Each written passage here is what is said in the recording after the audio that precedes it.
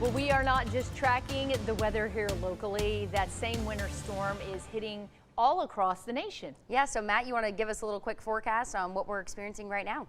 Yeah, so the freezing rain, the sleet has cleared out of central Texas. That's the good news. But as we take a wider look at what's going on across the country, you can see it is not good news for the eastern seaboard. You can see that entire storm that moved through here has now moved across the eastern portions of the country. It's moving offshore now, which is good news. But here's the thing.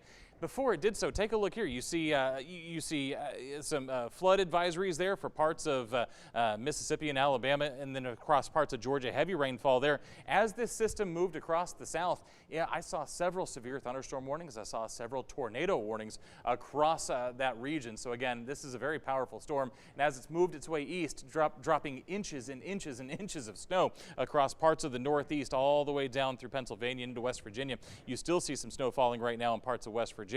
And again, rain mixing with some freezing rain there from North Carolina down to South Carolina. So again, still dealing with some serious weather across the country from the same system that did bring us all of that winter weather. And again, we're still seeing just a few snow flurries across parts of the Red River up into Arkansas as well. So again, that's what we're dealing with here in Texas. Again, not much left, not anything really for us here in central Texas. And again, just a little bit of snow falling across parts of the Panhandle. This will not reach central Texas either. We are done with the precipitation at this point. Again, it is all moved off. And again, with tornado warnings that close to a winter weather event just tells you how crazy the weather can be across the United States, especially when that one system kind of moves across the entire country. So what did that storm leave us with? Well, depending on where you were, it was either not a lot or a whole lot. Let's take a look here. If we take a look at places like Salado, Corsicana, not a whole lot, a tenth of an inch, 18/100ths in Corsicana. Likely where you see these lower totals, that's probably freezing rain.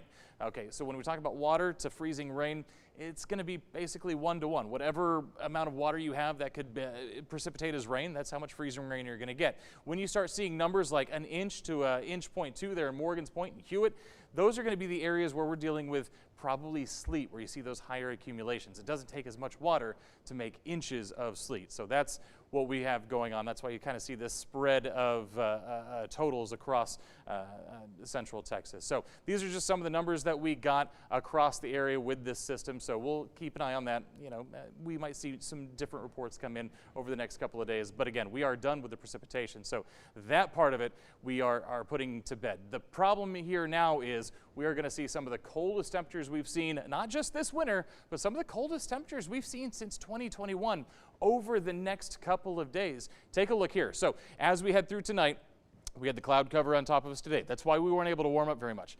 Again, kind of a worst case scenario situation here. As that cloud cover kind of skips out, that will clear up skies tonight. That means we'll be able to cool off, and we really don't want to cool off a whole lot because it's already cold outside. By the time you wake up tomorrow morning, we're talking temperatures 10 to 15 to 16 to 17 degrees. So with that in mind, it is going to be extremely cold when you step out the door tomorrow morning. Here's some good news, kind of a good news, bad news situation. The good news is the sun's going to come out tomorrow. The bad news is we still kind of hover right around that freezing mark. So if the sun comes out, we will get some radiant melting. It's not going to be a lot. It's going to turn it basically into slush at times as we get closer and closer to freezing. We really need to get above freezing to get really that good, efficient melting going on. So I don't think we're going to get that tomorrow. And as we head into Tuesday, still going to be very, very cold. So even if we do get some melting tomorrow afternoon, it's going to refreeze into Tuesday morning. So our weather impact alert does go through Tuesday morning. Again, the impact at this point is going to be primarily that very, very cold air we're dealing with, continued road issues. Until we get everything melted off the roads, it's still going to be treacherous out there across the area. So make sure you're dressed in all the layers: hats, gloves, scarves, everything. And remember your 4 Ps: pets, pipes, plants, and people. Extreme cold warning is in effect until Tuesday morning, and it is going to be very cold. Take a look here. You wake up tomorrow morning, temperatures that are in those teens like we talked about. By tomorrow afternoon, flirting with the freezing mark. We talked about that part. But here comes Tuesday. Take a look here. We're still in the teens and 20s as you wake up on Tuesday morning. So still very, very cold. And then finally, by the time we get to about noon on Tuesday, we'll see things climb back up above freezing. So those are the temperatures. We have to talk about the wind chill values. With wind in place tomorrow morning, it's going to feel like it's in the negatives to around 0 degrees as you step out the door, and it's going to feel like it's in the single digits as you step out the door on Tuesday. So we're not getting rid of the cold weather anytime terribly soon. Monday, Tuesday, there's the end of our weather impact alert. Again, we're above freezing Tuesday. Still cold.